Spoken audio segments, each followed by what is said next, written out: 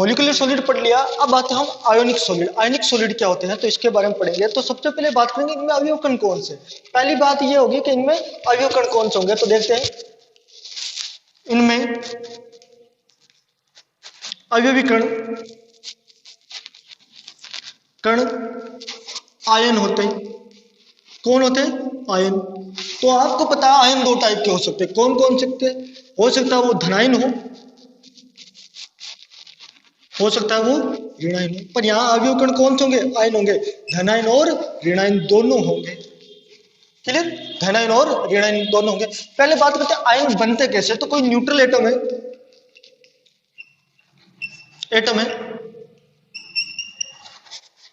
अब अगर मैं इस न्यूट्रल एटम को इलेक्ट्रॉन दूंगा, इसको इलेक्ट्रॉन ग्रहण करवाऊंगा, अब ये इलेक्ट्रॉन ग्रहण करेगा तो क्या हो जाएगा? न्यूट्रल एटम है, इसका मतलब क्या? इसके अंदर प्रोटॉनों की संख्या बराबर किसके है? इलेक्ट्रॉन की संख्या। जब मैं इसको इलेक्ट्रॉन दूंगा तो प्रोटॉन की तुलना में क्या हो जाएगा? इलेक्ट्रॉन ज्यादा हो जाएंगे, यानी कि प्रोटॉन से ज्यादा हो गए इलेक्ट्रॉन। तो ये कौन सा हो गया? तो ये क्या हो गया? ऋणायन हो गया। माय मिस्टेक, ऋणायन हो गया। अगर ये इलेक्ट्रॉन त्यागता है तो क्या हो गया? इसमें प्रोटॉन की संख्या ज्यादा हो गई, किससे? इलेक्ट्रॉन। तो ये कौन सा हो गया? धनायन हो गया। क्या हो गया? ये हो गया कैटायन और ये हो गया एनायन। क्लियर? अगर इलेक्ट्रॉन की संख्या ज्यादा है तो वो ऋणायन हो गया, एनायन हो गया, और प्रोटॉन की संख्या ज्यादा है तो वो धनायन हो गया। और धनायन हमेशा कैसा होता है? पॉजिटिव चार्ज होता है, धनावेशित होता है। और ये कैसा होता है? नेगेटिव चार्ज भी होता है।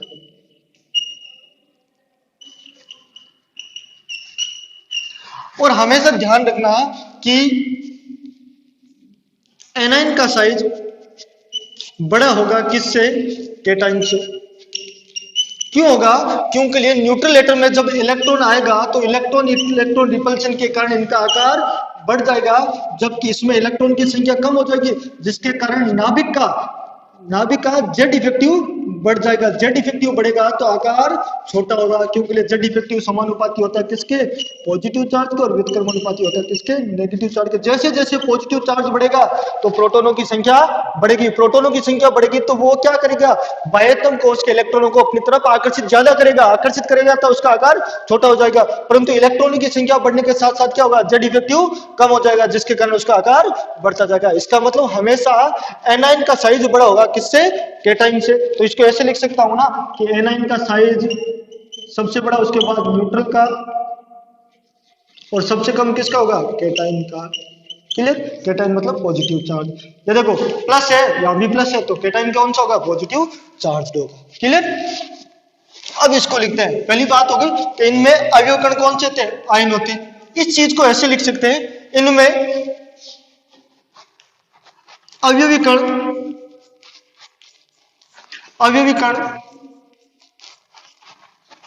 छोटे आकार के धनावेशित धनायन तथा बड़े आकार के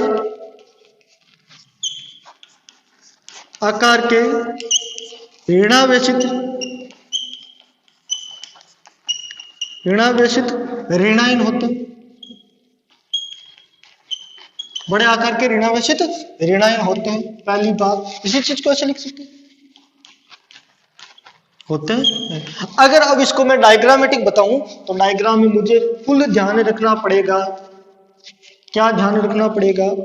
कि इनमें धनायनों को तो मैं छोटे आकार से प्रदर्शित करूं तथा ऋणायनों को कैसे प्रदर्शित करूं? बड़े आकार से प्रदर्शित करूं। तो मैं गोला बना रहा हूं। ध्यान रखना, अगर ये आप बात लिखते हो तो डायग्राम में ये जरूर मेंशन करना कि जो बड़े आकार के वो ऋणायन है और छोटे आकार के वो धनायन है। तो देखते हैं, बनाते। ये बड़ा आकार का, ये छोटे आकार का, ये बड़े आकार का, ये छोटे आकार का, ये वापस बड़े आकार का। गोले एकदम बराबर बना लेना। ये बड़े आकार का, ये वापस छोटे आकार का, ये वापस इसके नीचे छोटे आकार का। मैं कलर चेंज कर लेता हूं,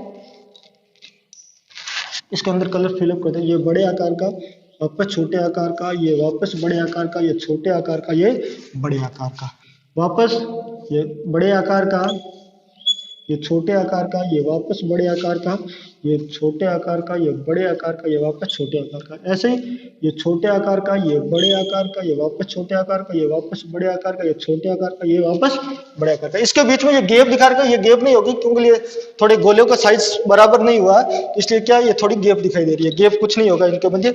अब ये क्या है, अगर ये ऋणावेशित गोला है तो ये कैसा होगा, ये धनावेशित होगा, ये ऋणावेशित, ये वापस कैसा धनावेशित, ये ऋणावेशित, ये धनावेशित। ऐसे ही ये धनावेशित, ये ऋणावेशित, ये धनावेशित, ये ऋणावेशित, ये धनावेशित, ये ऋणावेशित।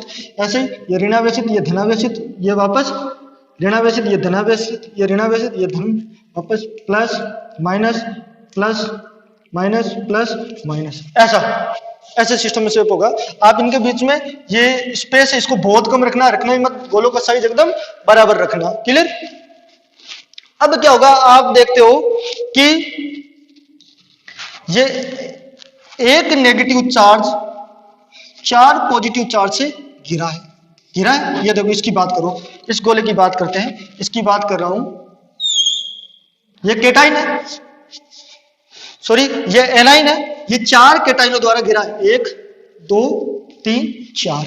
अब इसके कारण क्या होगा कि ये इस नेगेटिव चार्ज को फ्री नहीं होने देता, इसको मजबूती से यहां पकड़े रखता है। इसके कारण ये क्या है, यहाँ पे आयन है और फ्री नहीं होने के कारण ये क्या होते हैं, विद्युत के कुचालक होते हैं। क्लियर। फिर अब इन नेगेटिव चार्ज और पॉजिटिव चार्ज आयनों के बीच में एक फोर्स होगा जो एक दूसरे को आकर्षित करेंगे। इस फोर्स को बोलेंगे इलेक्ट्रोस्टैटिक्स फोर्स, टिक फोर्स, और इसे या बोलते हैं कूलाम्ब फोर्स, कूलाम्ब फोर्स, क्योंकि इसके बारे में इलेक्ट्रोस्टैटिक्स फोर्स के बारे में सबसे पहले नियम दिया था कूलाम्ब ने, तो इसलिए इसे कूलाम्ब फोर्स भी बोलते हैं। क्लियर। अब इन दोनों के मध्य कौन सा फोर्स होगा, इलेक्ट्रोस्टैटिक्स फोर्स या कूलाम्ब फोर्स होगा। इसको इलेक्ट्रोस्टैटिक्स क्यों बोलते हैं कि ऐसा फोर्स जो इलेक्ट्रॉन को स्टैटिक्स रखता है, यानी कि ये इलेक्ट्रॉन को एक जगह रखता है। किसके कारण, धनायनों को, ये केटाइन को एक जगह रखता है, किसके कारण, इस केटाइन के कारण, तो इसे बोलते हैं इलेक्ट्रोस्टैटिक्स फोर्स। चलिए, तो इनमें क्या दूसरा पॉइंट क्या लिखेंगे, तो इनमें दूसरा पॉइंट लिखेंगे इनके मध्य प्रबल वैद्युत आकर्षण बल उपस्थित होता है। क्लियर। इन दोनों के मध्य क्या होता है, इलेक्ट्रोस्टैटिक्स फोर्स उपस्थित होता है या कूलाम्ब बल उपस्थित होता है। तो लिखे दूसरा पॉइंट आयनिक सॉलिड में लिखेंगे, दूसरा पॉइंट क्या लिखेंगे, इन आयनों के मध्य या यह आयन परस्पर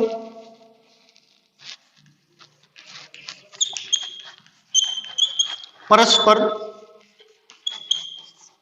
प्रबल वैद्युत आकर्षण बल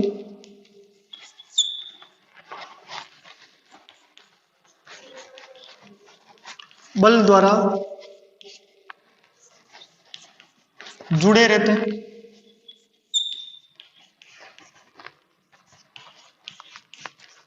इस प्रबल वैद्युत आकर्षण बल इलेक्ट्रोस्टैटिक फोर्स को हम क्या लिख सकते हैं, कूलाम्बीय बल भी लिख सकते हैं, कूलाम्बीय बल, कूलाम्बीय बल,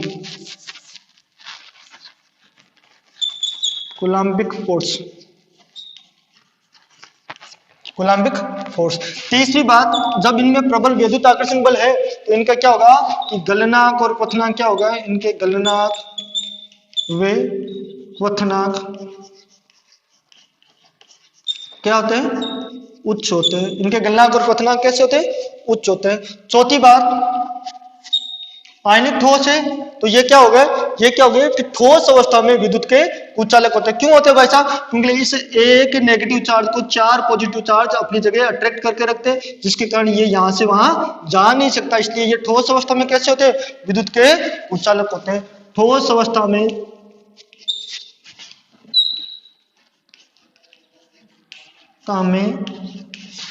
विद्युत के कुचालक कुचालक होते हैं। क्लियर। ठोस अवस्था में कैसे होते हैं, विद्युत के कुचालक होते हैं। फिर जबकि गलित अवस्था तथा कौन सी जलीय अवस्था में ये विद्युत के सुचालक होते हैं। क्यों होता है अभी देखते हैं। जबकि गलित अवस्था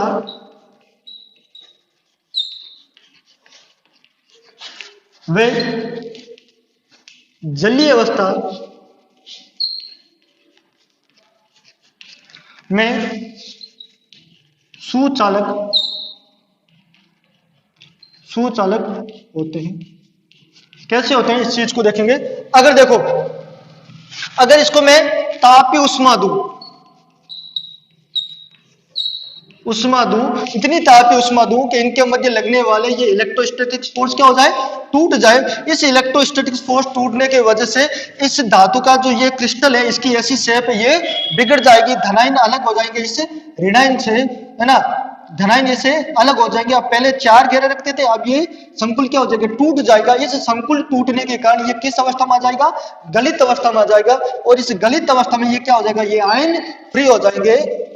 इसलिए ये क्या होता है, गलित अवस्था में विद्युत के सुचालक होता है। फिर भी कहते हैं जलीय अवस्था में विद्युत के सुचालक क्यों होता है। तो जलीय अवस्था में कब होगा कि जब इसकी, आपको पता है, लेटिस एनर्जी से ज्यादा हो जाएगी इसकी सॉल्यूशन एनर्जी, क्लियर, या हाइड्रेशन एनर्जी। तब क्या हो जाएगा, ये पूरा का पूरा उसमें घुल जाएगा। तो इस जल के पैराविद्युतताओं के कारण ये धनावेश अलग हो जाएगा और ऋणायन अलग हो जाएगा। धनायन और ऋणायन दोनों अलग हो जाएगा, जिसके कारण ये आयन मुक्त हो जाएंगे पानी में विचरण करने के लिए, जल में विचरण करने के लिए, जिसके कारण ये क्या होगा, विद्युत के क्या हो जाएंगे, सुचालक हो जाएंगे। क्लियर। फिर मैं कहूंगा कि ये ध्रुवीय विलायकों में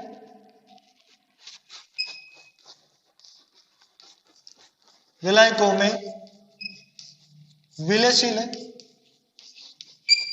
ध्रुवीय विलायकों में विलयशील है।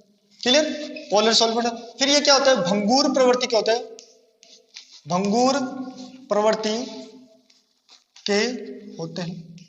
कैसे होते हैं, भंगुर प्रवृत्ति के, मतलब इन पे अगर मैं इस डायरेक्शन में जो लगा फोर्स, इस डायरेक्शन में लगा फोर्स के परपेंडिकुलर इसमें लगा रहा हूं फोर्स, है ना, ना तो इधर लगा रहा हूं ना इधर लगा रहा हूं, ऐसे फोर्स लगा रहा हूं, तो ये क्या हो जाएंगे, टूट जाएंगे, क्योंकि इसमें ये अणु क्या हो जाएंगे, एक दूसरे से दूर दूर हो जाएंगे। तो ये क्या हो जाएंगे, ये भंगुर प्रवृत्ति के होते हैं। कैसे होंगे, भंगुर प्रवृत्ति के होते हैं। क्लियर। फिर देखते हैं, इन्हें मूलानुपाती सूत्र द्वारा प्रदर्शित करते हैं। इन्हें मूलानुपाती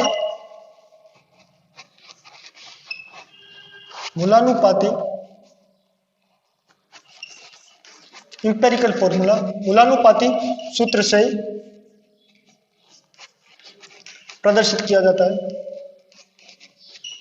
कैसे, जैसे ये mx, यानी कि m कोई धातु परमाणु, x क्या है, दूसरा कोई अधातु परमाणु है। तो इस तरह से इन्हें, जैसे Al2SO4 को हम ऐसे भी प्रदर्शित करते हैं, M2SO4 का होल थ्राइस, M2SO4 का होल थ्राइस। तो ये इसका क्या हो गया, मूलानुपाती सूत्र हो गया।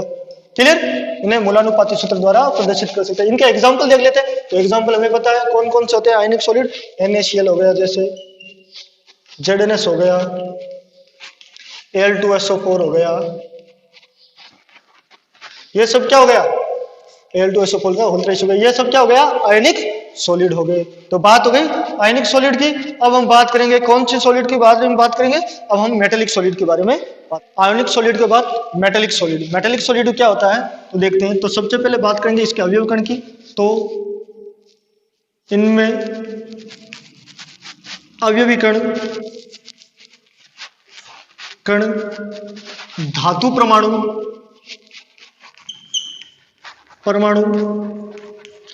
या इसको ऐसे लिख सकते हैं धातु परमाणु, या इसको ऐसे लिख सकते हैं पॉजिटिवली चार्ज कैटाइन होते हैं। क्या होते हैं, पॉजिटिवली चार्ज कैटाइन होते हैं, यानी धनावेशित धनायन होते हैं। तो कैटाइन तो हो गए, पर एनाइन की जगह कौन होंगे, वहां पे तो आयनिक सॉलिड में जगह था कि कैटाइन और एनाइन दोनों प्रेजेंट है। यहाँ तो सिर्फ क्या पॉजिटिवली चार्ज कैटाइन है, तो एनाइन की जगह क्या होगा, फ्री इलेक्ट्रॉन होगा। वहां एनाइन की जगह कौन होंगे, फ्री इलेक्ट्रॉन। तो इसको ऐसे लिख सकते हैं, क्या लिख सकते हैं, इसको ऐसे लिख सकते हैं कि अवयव कण धनावेशित धनायन होते हैं, अवयवी कण धनावेशित धनायन होते हैं, अवयवी कण कण धनावेशित धनायन होते हैं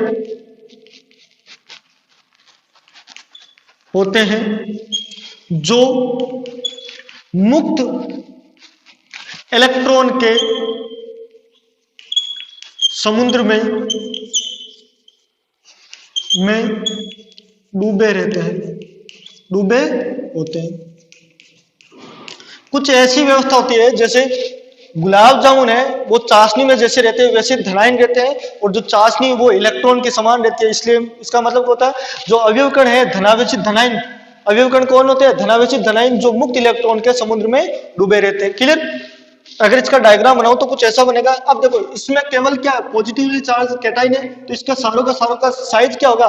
सेम होगा। वहां पे साइज क्या था? वेरी कर रहा था, एक छोटा था और एक बड़ा था। कैटाइन था वो कैसा था? छोटा था, और जो एनाइन था वो बड़ा था। पर इसमें सारे को सारे साइज क्यों का क्या करना है? एक जैसा ही मेंशन करना है। तो देखते हैं ये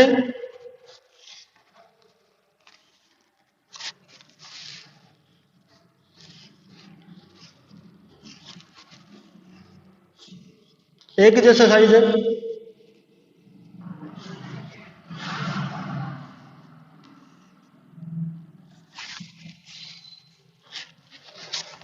इसको यहां पे रख कर देता हूं, ऐसा कुछ साइज बना दो। ये एक ही जैसा साइज है। क्लियर? अब देखो ये सारे के सारे क्या है? Positive charge.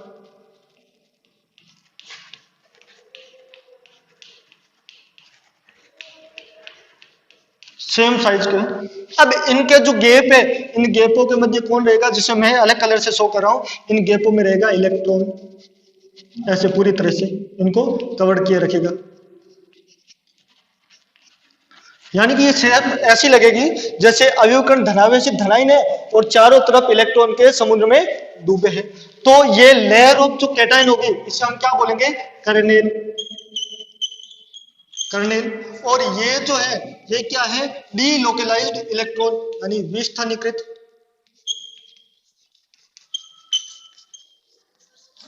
इलेक्ट्रॉन, यानी ये मुक्त इलेक्ट्रॉन है। यानी ये यहां से वहां, यहां से यहां, यानी पूरे क्रिस्टल में घूम सकते हैं।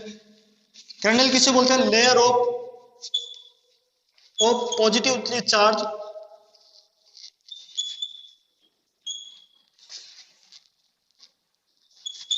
Charge cation. Positively charge cation की लेयर को हम क्या बोलेंगे? कर्नेल बोलेंगे। कर्नेल। ठीक है। और ये क्या है? विस्थानीकृत, यानी जिस इलेक्ट्रॉन का कोई स्थान नहीं है वो उन्हें क्या बोलेंगे? डीलोकलाइज्ड इलेक्ट्रॉन, यानी कि ये पूरे के पूरे क्रिस्टल में घूमते हैं। क्लियर? अब ये मुक्त इलेक्ट्रॉन के कारण, ये देखो पूरे विस्थानीकृत इलेक्ट्रॉन है, इनके कारण इनका क्या होगा कि ये विद्युत के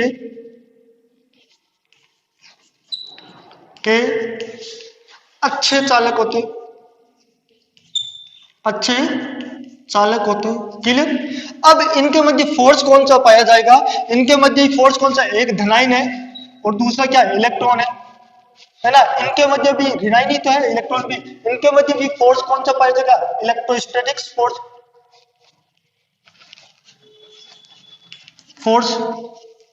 इस फोर्स को हम क्या बोलेंगे? Metallic force of attraction. तो इसका मतलब मैं लिखूंगा इनके मध्य धात्विक आबंध पाया जाता है ना? तो इनके मध्य धात्विक आबंध पाया जाता है। क्लियर? अब इन धात्विक आबंध के पाए जाने के कारण, ठीक है, इन धात्विक आबंध के पाए जाने के कारण क्या होगा कि इनके गलनांक और क्वथनांक उच्च होते हैं। तो इनके melting point and boiling point बहुत ज्यादा होते हैं, आयनिक सॉल्यूट से भी ज्यादा होते हैं। क्लियर? अब इन इलेक्ट्रॉन का प्रवाह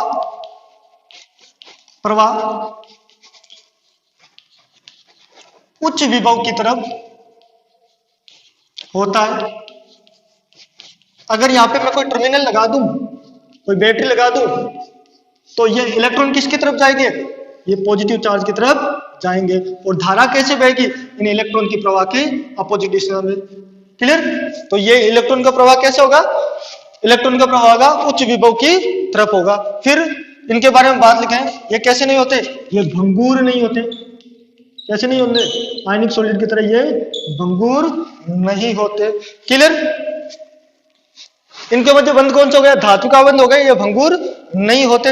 ये विद्युत के अच्छे चालक होते तथा उष्मा का भी अच्छा चालन करते। ये उष्मीय चालक होते हैं, यानी उष्मा का अच्छा चालन करते हैं। और उष्मा का चालन किस विधि से करेंगे? वो करेंगे संवहन विधि से। संवहन विधि द्वारा ये उष्मा का चालन करेंगे। संवहन से भी कर सकते हैं और चालन विधि से भी ये कर सकते हैं। क्लियर? उष्मा का अच्छा चालन करेंगे। फिर ये हो गई इनके बारे में बात। फिर ये क्या होता है? इनके एग्जाम्पल है ना, इनके एग्जाम्पल, तो एग्जाम्पल कौन से हो गए? कॉपर हो गया, जिंक हो गया, जितनी भी धातु है वो सब कौन सी हो गए? धात्विक सॉलिड हो गए। क्लियर है? ओके, तो ये कौन सा हो गया? मेटेलिक सॉलिड हो गया। और कल हम बात करेंगे कोवेलेंट सॉलिड के बारे में, उसको डिटेल में पढ़ेंगे डायग्राम के साथ, उसमें पढ़ेंगे हीरा और ग्रेफाइट को। ओके, आज के लिए बस इतना।